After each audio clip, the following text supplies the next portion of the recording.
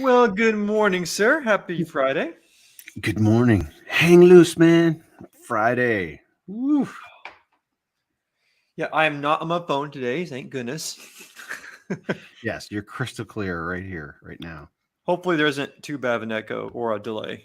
No? Sounds perfect. Beautiful. Yes, I'm dog sitting a gorgeous little derpy black lab here. And I'll be here for the next few weeks because her parents are on a road trip to Glacier National Park in Montana. So is it just you dog sitting or you're like bacheloring it over there? For the most part, I dip out from here and I go spend time with my wife each evening because she's watching her parents' dogs at our place. Oh. Her parents are on a vacation in France and Italy right now. Mm. Yeah, Do you have a dog? I do not. We want one, but we live in an apartment right now, and it's not conducive for. We could have a dog, but we It's want a house. We want a yeah. yard. You Yep. know, So dog sit is we are proxy parents to multiple dogs from multiple families that we know. You get your fix. You're getting your fix right now. Yeah, yeah. I, I know this is what we're talking about, but I have a dog, a house sitting, a dog sitting story. I'm just gonna make it real quick, and we'll get to our topic. I have a bad one. I had a friend. It's when I first moved to Southern California on my own to go to college. I was 24 or 23, 24. I was 24 when I started college.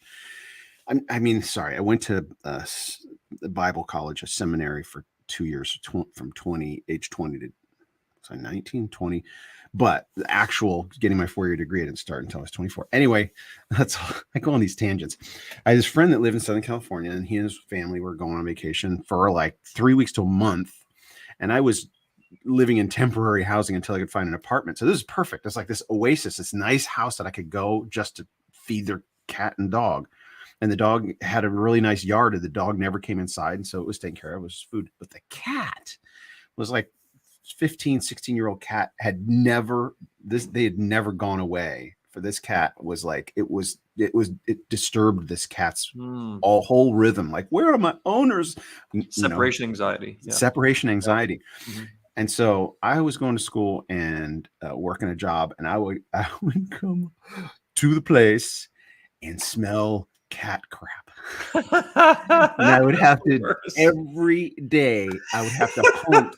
I would hunt through the whole house because the cat had access to. I would have to go through the whole house to find the latest place, and it wasn't nice lumps that you could pick up. No, of course not. It was squirt. It was every time. So this cat was having dysentery and trouble. So instead of having this nice getaway where I could just go to these people's house and enjoy myself, I would come into this stinky place and have to clean up every day.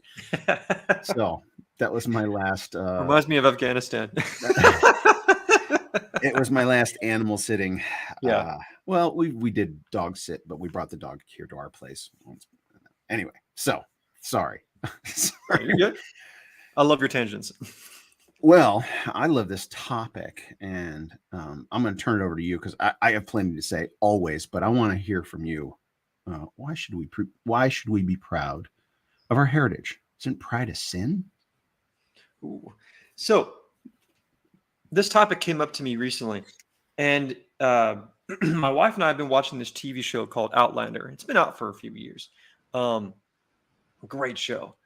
But I have a personal connection to this show because it revolves around characters based in Scotland. Scotland during the early 1700s, mid 1700s.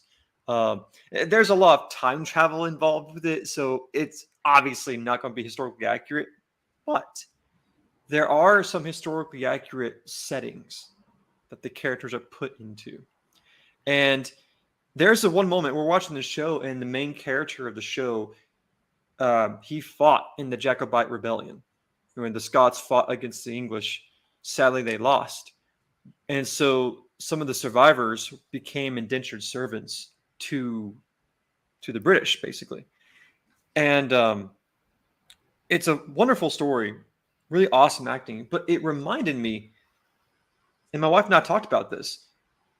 My ancestors are all from Scotland. They're a mixture of Scottish ancestry and part Viking ancestry, and it reminded me of something that I taught my students way back when. And the thing I would teach my students all the time is don't be ashamed of your ancestors.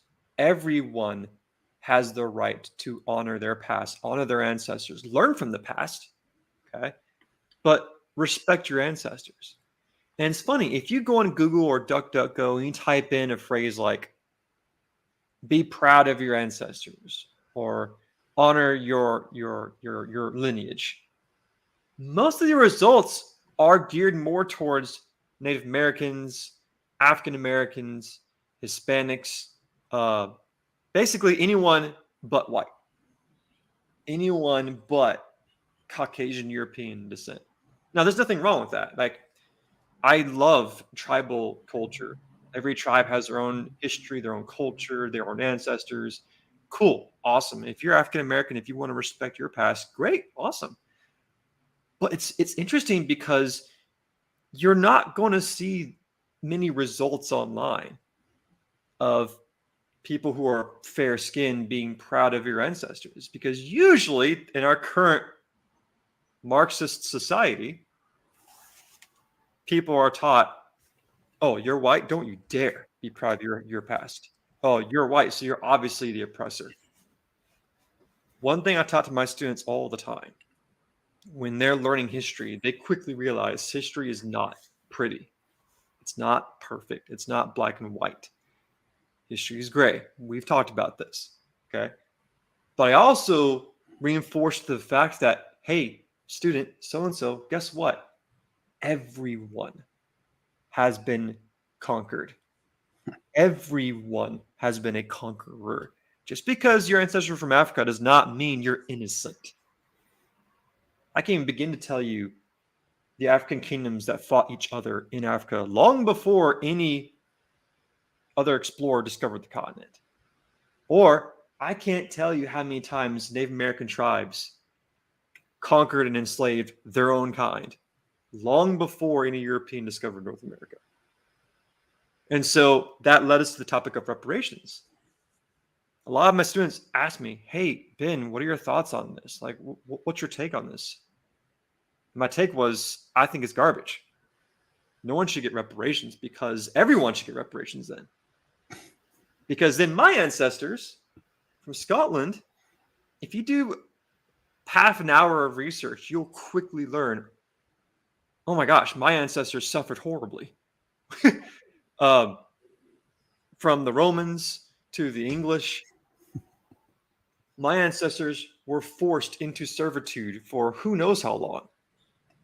And so I'm watching a show called Outlander. I'm like, this makes me proud of my ancestors. It makes me proud to be who I am. And so to bring it all back together, it doesn't matter where you're from, what your skin color looks like. Be proud of your ancestors because your ancestors did certain things to get where they're at. Now, obviously, God made you. Okay, He designed you individually. Obviously, that's priority. But it's fascinating when you look at your lineage, your heritage, your past, your ancestors, when you discover who these people were and their stories. It's fascinating, and you can gain respect from that, and you can honor that. So, point is, if you are fair-skinned, be proud of your ancestors. Be proud of who they are. Be proud of where you come from, and don't be afraid to show that pride. So, that's it. That's the main takeaway I wanted to get out there. Well, I appreciate that, and there's 1,000 directions we could go from here. And Right. and as you're talking, I'm like, oh, I say this or I want to say that, right? And so, but the one so just yesterday, and it wasn't because of I knew what the topic was, but in our time when we have time to kind of downtime, I was watching a video or listening to a Larry Elder on what's his name, Charlemagne the God or I love whatever. Larry. Yeah. So Larry Elder was on that. I guess it's hugely popular in the Black community, Charlemagne the God, and he has a couple co-hosts, a guy and a girl, and I'm telling you, when Larry Elder goes, because it inevitably is always going to come up, slavery Right. and he's like, Asian people have always enslaved Asian people, and the Indian people, over in India have enslaved the Indian people, and the white people have enslaved the white people, and the black people have enslaved the black people. Right? He's educating these people who are so hung up on the cultural Marxism is what it is, right? It's like, it's division. Find something to The divide oppressor people, and the oppressed. right? And now it's like, oh, here's a very clear division: the pigmentation of the skin, right? It's like, okay, that it's like, it's like dumb, like intellectually, it's like a kindergarten kind of argument. Right. The argumentation used by the left is these very, very simplistic associations, and they can't think in nuance. They can't think in complexity. And like you're saying, reparations, like if you are mulatto, right? If you are half black, half white, so which side of your family is going to pay the other side of your family, right? It's like, oh, it cancels out, right? Or how about what if you are ethnically Jewish? Right? Don't they deserve reparations? Well, even and like the project that I've been working on, the first thing that came to my mind when you were talking about being proud of your heritage, we have an entire population, ethnic population, that was wiped off the face of the earth, right? Like 100 years ago, not that long ago, like completely extinguished. And people say, well, yeah, there's still Armenians around. Well, the term genocide doesn't just mean the eradication of every single person, right? Genocide is the eradication of a culture. And the reason I am championing this cause is because it is our culture, right? What do you mean Armenian culture is our culture? Armenian culture was Mount Ararat. Like, Armenian culture, their national symbol is Mount Ararat, not just randomly, because that's where Moses and the Ark, right? Traditionally, that's, there's a mountain that they have designated that must be Mount Ararat. It's where Christianity was born, right? The word Christian was coined in Armenia, right? And that whole population, what we would call, well, Turkish Armenian. I don't want to go. I live and breathe this stuff, so I can talk about it forever. But the point I want to make is the Turkish Armenians. A quick breakdown is, over the centuries, the Russian Empire and the Ottoman Empire separated into, there's two empires, and original Armenia straddled those two empires. So because of those two empires, that one culture was divided in half: Russian Armenians and Turkish Armenians. And when I say they were genocided, it's the Turkish Armenian side. The Russian Armenian side, the Turks wanted to go into Russia and eliminate all Armenians, but the war ended and they had to stop. So it was the Turkish Armenian culture that was successfully genocided. And you can look at statistics and see there should be millions of Christians in Turkey, and there's only maybe couple 100,000, because millions of them were massacred and they didn't continue, etc. But by being involved in this project, I am immersed in a culture that is trying to preserve their heritage.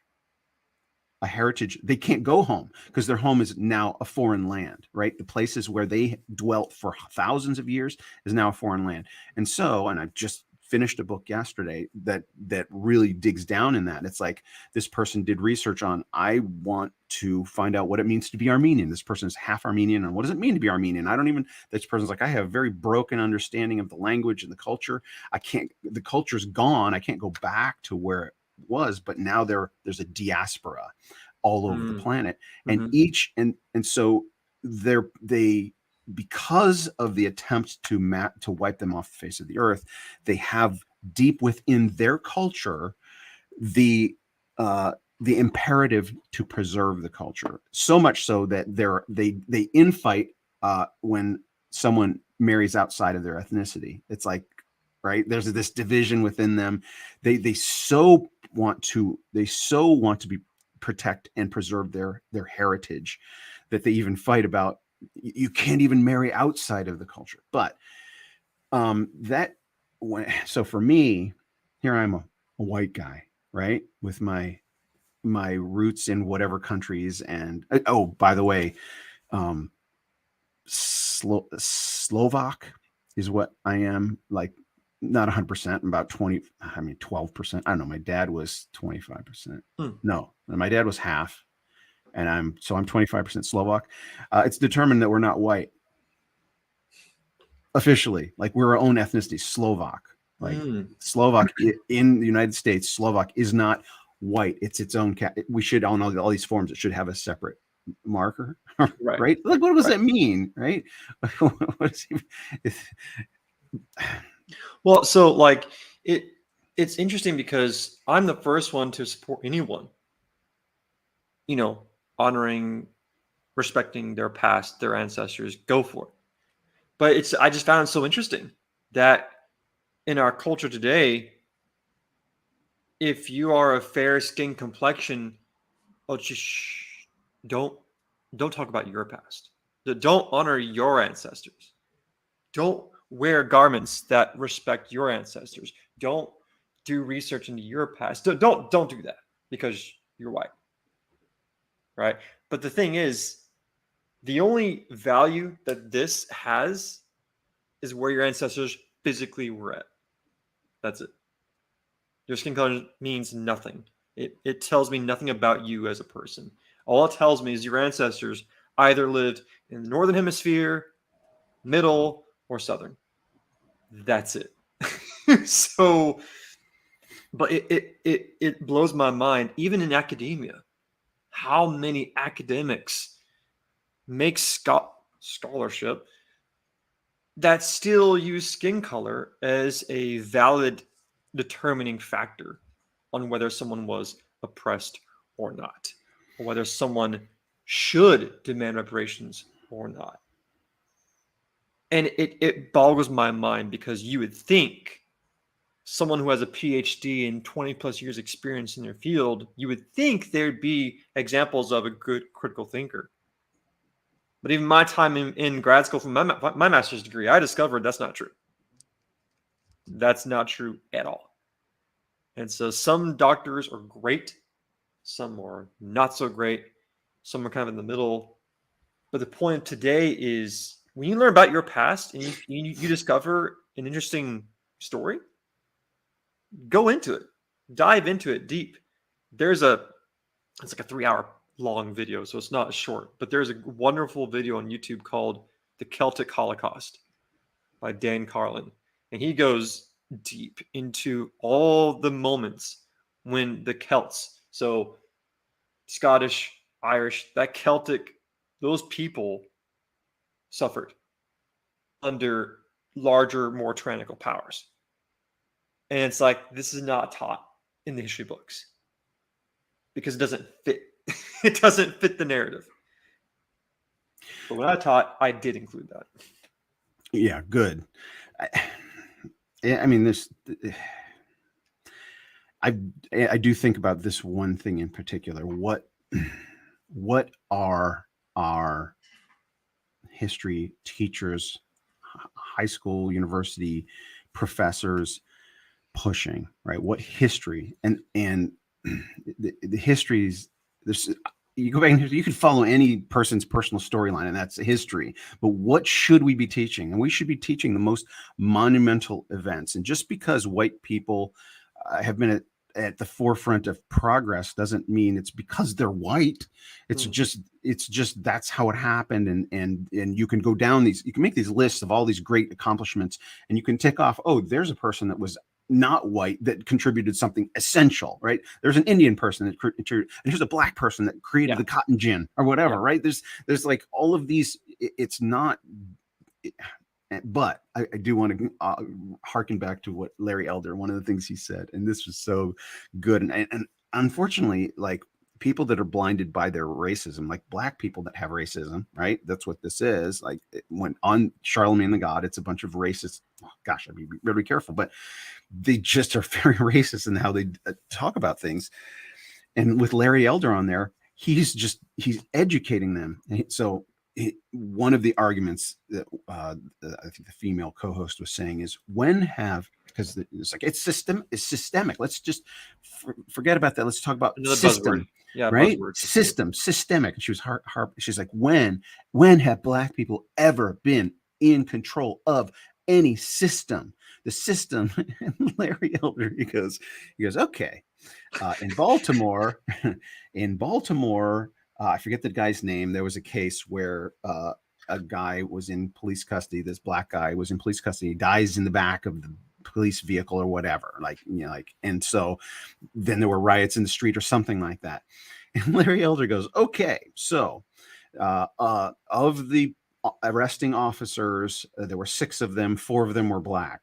All right, 4 of the chief of police was also black. The superintendent of schools in that area was black. The president of the United States at that time was black. The attorney general, the highest lawyer in the land, was black. Like, he's just listing down at that time when that happened. Everybody was complaining it was race riots, and the mayor of Baltimore was black. Right, it was like all the way up, and Larry just traced it through all the way up. The chief of police, the mayor, the president, the attorney general, like all the way up. It was like, when have blacks been in charge of any institution? Like, well, that's the United States of America, and the leadership, and that's an institution. And it's like, and this quote unquote racist nation elected a black man for president twice in a row. Right? It's like, okay, what more proof is there that we're not like there is? And so they equate that to saying there's no such thing as race, that we believe there's no such thing as racism, right? They're like, well, you just said there's no racism. Like, when did I say there's no racism? I say there's no institutional, like, we've moved beyond. There used to be institutional racism. Right. Slavery used to be legal. And that's the point that Larry Elder was making. And they thought he was defending slavery by making a factual statement about history. Slavery was legal. That was institutional racism. It was institutional. It was legal to own another human.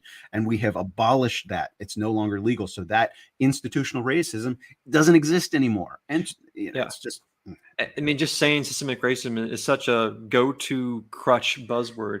And it's to shut down any argument, right? Yeah, and all students in my school would just say that. And every time I would hear them say that, I would simply ask, okay, if this is true, if what you say is true, then how do you explain Clarence Thomas? Of course, like, who's that? I'm like, do your research. Look this guy up. This guy is a freaking beast. And let's not forget, his process of getting confirmed to the Supreme Court was a nightmare. You can go look at the archive footage, and guess what senator was a huge bulwark against Clarence Thomas? The potato.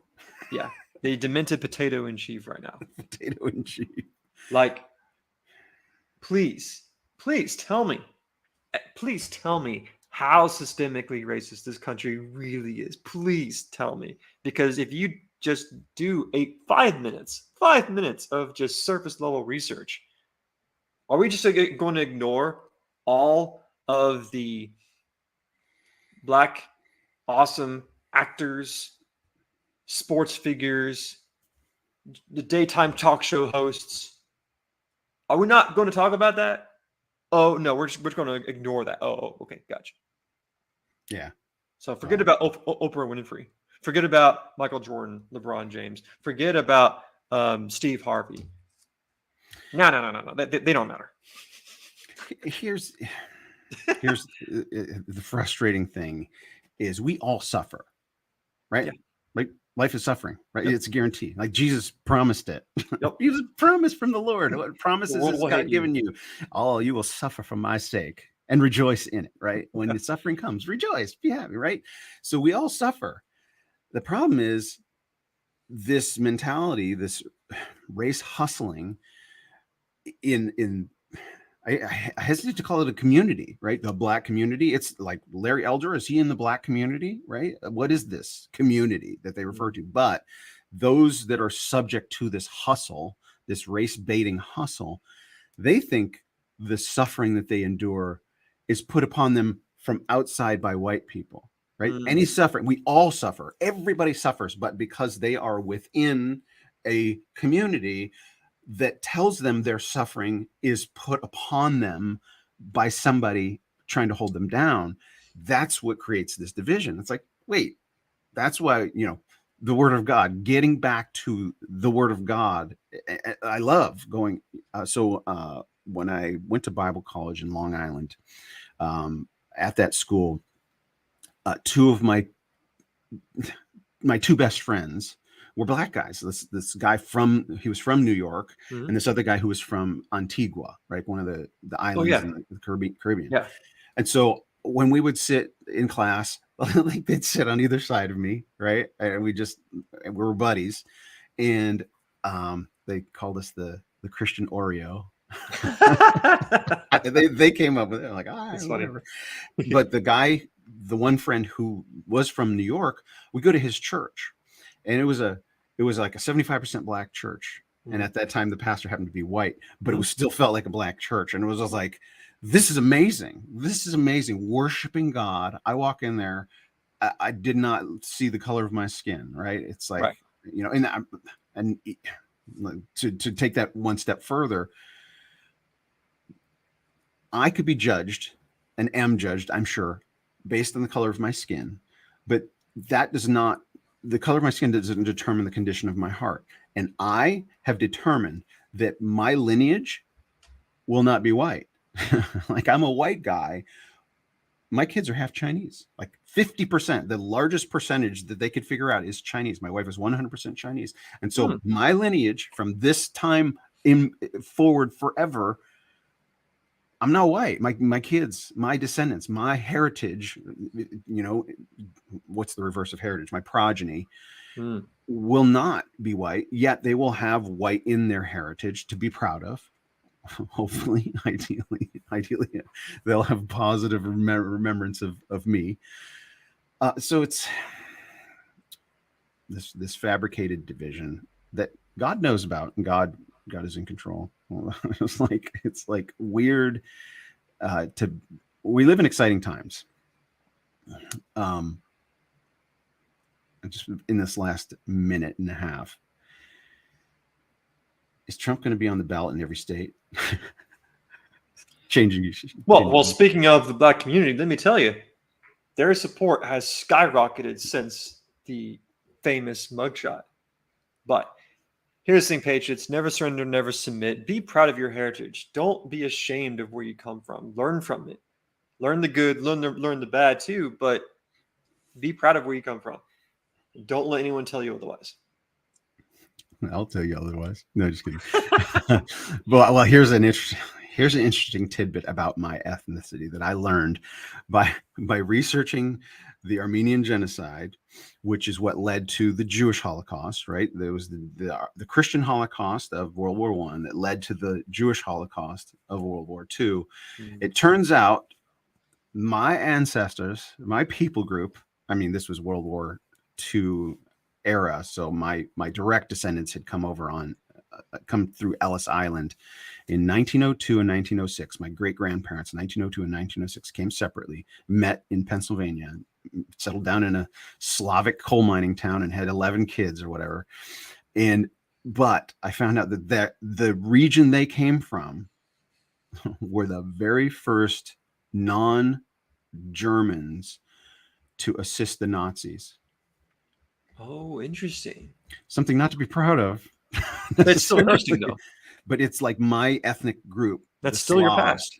Well, it's because they're locked in a geography, and like, this is the group we should go with what they're doing because they're stronger than us, right? And it's sometimes those dark things are in your past, but God redeems them.